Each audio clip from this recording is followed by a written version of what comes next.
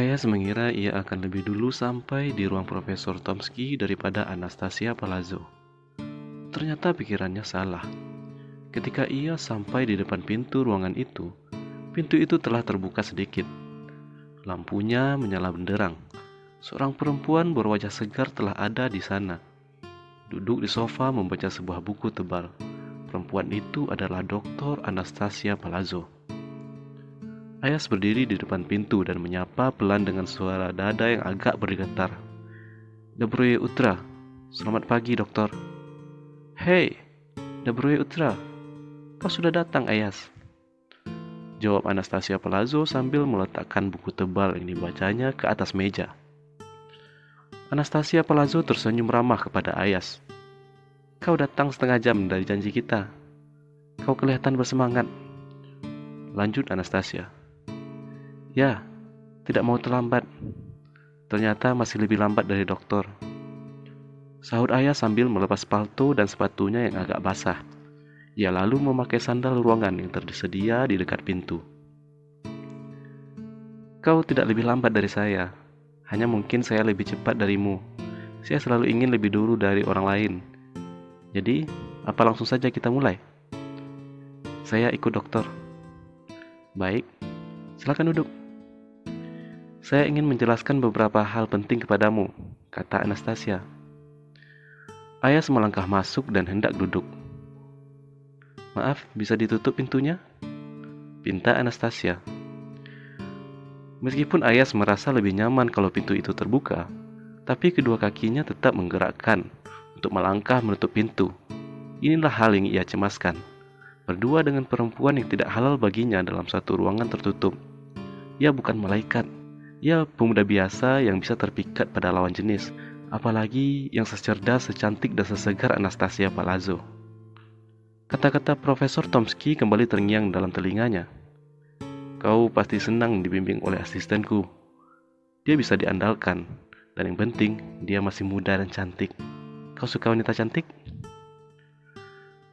Kata-kata Profesor Tomsky itu justru menambah ujian bagi keteguhan dirinya memegang iman dan ajaran agama yang diyakininya. Jadi kau menulis tesis tentang sejarah modern.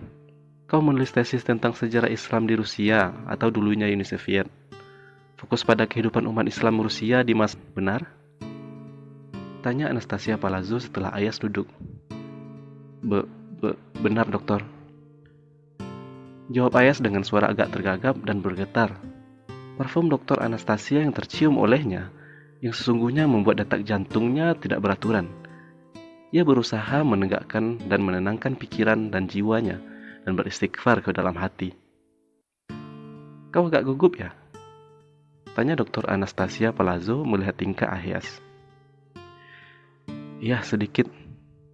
Jujur Ayas. Kenapa?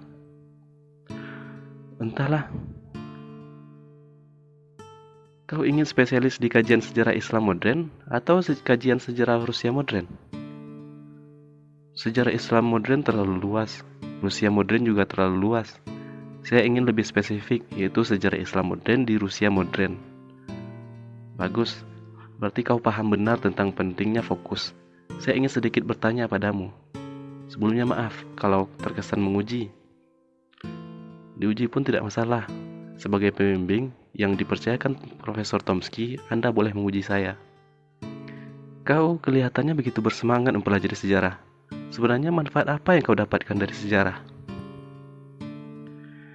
Ayas memejamkan kedua matanya. Dirinya benar-benar diuji oleh Dr. Anastasia. Ini semacam ujian lisan. Ia harus menjawab dengan baik. Ia tidak mau Dr. Anastasia bercerita kepada Profesor Tomsky bahwa dirinya bodoh, buta tentang segala hal yang berkaitan dengan ilmu sejarah.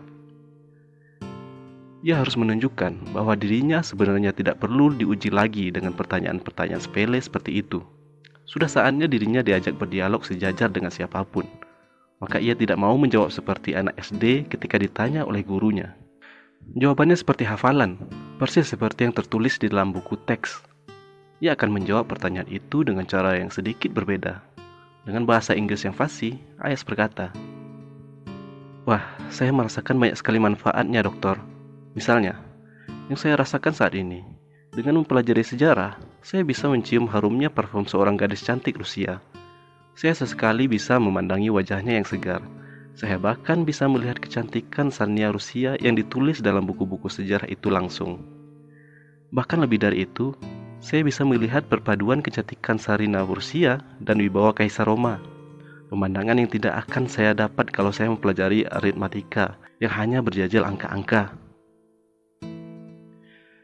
Dengan mempelajari sejarah, saya bisa mengenal sosok yang bisa menginspirasi untuk lebih maju. Sosok yang masih sangat muda dan sudah meraih gelar doktor. Sosok yang tumbuh dalam murninya udara Novgorod, kota para ksatria. Sosok yang sejak kecil dijaga kesuciannya oleh ibunya yang teguh memegang ajaran agamanya. Dengan mempelajari sejarah, saya bisa melihat mukanya yang merah ketika gurunya mengajarkan teori Darwin. Sosoknya benar-benar murni. Di kamarnya, di depan cermin, ia berkata sambil memandangi wajahnya. Kata Darwin, kau keturunan kera. Oh tidak, tidak. Darwin itu bodoh. Kau keturunan ibumu yang anggun, dan ibumu keturunan dari ibunya yang lebih anggun. Begitu terus. Nenek moyangmu adalah manusia. Darwin salah menulis asal-usul manusia. Dengan mempelajari sejarah, saya bisa mencium aroma darah yang mengalir dari para penduduk kota Saint Petersburg ketika mati-matian mempertahankan kotanya dari serbuan Nazi Jerman dalam Perang Dunia Kedua. Parfum gadis itu ketika ia duduk di bangku Saint Petersburg University. Saya bisa merasakan angan-angannya untuk kuliah di Sorbonne, Paris, sehingga ia berdarah-darah mempelajari bahasa Prancis. Sampai saya bisa mendengar dia berteriak-teriak melafalkan kosakata Prancis seperti orang gila di kamarnya. Tekadnya luar biasa. Lalu saya bisa melihat bening-bening tetes air matanya ketika ibunya melarang ia pergi untuk ke Paris. Ibu dan ayahnya memaksakan untuk ikut ke India karena tugas negara. Terpaksa ia kuliah di kota yang kumuh dan sering banjir, di kota Kalkutta. Tapi semangat gadis itu seolah melebihi Mahatma Gandhi. Semakin sengsara, semakin dahsyat. Di Kalkutta dengan segala penderitaannya, ia bisa menyelesaikan masternya dengan gemilang. Yang karenanya, seorang profesornya mengusahakan beasiswa untuk Cambridge University. Dan gadis itu akhirnya menyelesaikan doktor sejarahnya dengan gemilang. Salah seorang pengujinya langsung menariknya ke Moskow untuk menjadi asistennya. Dengan mempelajari sejarah, saya bisa memahami kenapa gadis itu mengepalkan tangannya di depan patung Stalin. Saya bisa memahami kenapa ia menantang Stalin dengan mata merah menyala mengatakan, "Hei Stalin, jika Herbert Morrison mengatakan bahwa kau adalah orang yang besar, hanya saja kau bukan manusia yang baik. Maka aku katakan kau adalah manusia kerdil dan bahkan tidak layak disebut manusia." Saya juga bisa mendengar suaranya yang lembut ketika merayu Tuhan untuk memberikan tempat terbaik bagi ayah yang dicintainya ketika ayahnya itu meninggal. Dengan membaca dan mempelajari sejarah, saya bisa merasakan pengalaman manusiawi yang indah, yang jika ditulis bisa menjadi karya sastra yang dahsyat dengan segala genrenya. Kini Dr. Anastasia Palazzo yang gantian berdegup tak beratur jantungnya. Tubuhnya seperti melayang karena merasakan efek dahsyat dari kata-kata Ayas, yang sebenarnya menceritakan perjalanan hidupnya sejak kecil sampai ia mengajar di Universitas Negeri Moskow. Ayas menjawab manfaat mempelajari sejarah dengan bahasa sindiran yang halus. Hampir seluruh manfaat dan fungsi mempelajari sejarah telah diuraikan secara tersirat oleh Ayas. Kegunaan sejarah yang dirumuskan Louis Gottschalk terjabarkan dengan indah. Kegunaan edukatif, instruktif, inspiratif, dan reaktif terselip rapi dalam penjelasan Ayas. Bahkan manfaat sejarah seperti yang dirumuskan Robert James Schaffer ada di ujung kalimat Ayas. Bahasa Ayas bahkan terasa lebih anggun ketika Robert James Schaffer mengatakan, di antara manfaat sejarah adalah memperluas pengalaman-pengalaman manusiawi. Ayas membahasakannya dengan bisa merasakan pengalaman-pengalaman manusiawi yang indah, yang jika ditulis bisa menjadi karya sastra yang dahsyat dengan segala genrenya. Lebih dari itu, belum pernah ada orang yang menyinggung dirinya seindah dan seanggun Ayas.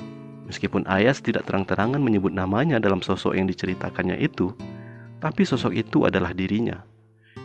Itulah yang justru membuat hatinya bergetar.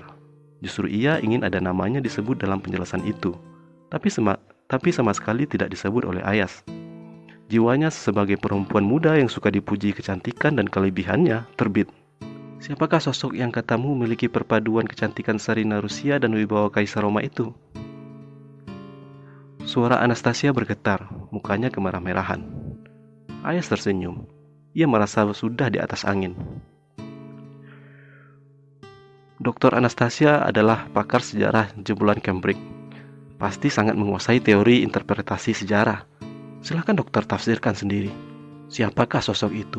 Yang jelas, sosok itu jika gugup mukanya memerah, sehingga kecantikan Sarina tercantik pun lewat olehnya. Tubuh Anastasia seperti melayang mendengarnya. Ada kebahagiaan dan keindahan luar biasa yang tiba-tiba dirasakannya. Dalam hati ia menjerit kecil. Oh, puji untukmu Tuhan.